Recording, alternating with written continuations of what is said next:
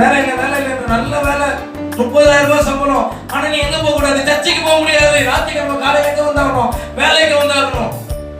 இப்போ நம்ம என்ன செய்யணும் அப்படின்னா, கர்த்தருக்கு தெரியும். யாருக்கு தெரியும்? கர்த்தருக்கு தெரியும்.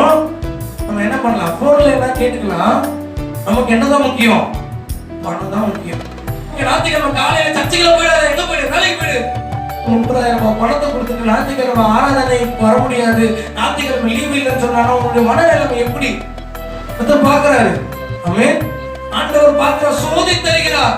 ஆண்டவர் பார்ப்பாரு. இதுக்கே உன்னை என்ன பண்ண முடியல, கையில பிடிக்க முடியல. யோசிச்சு பாருங்க. இப்போ இதை நான் கொடுத்திருக்கிறேன்,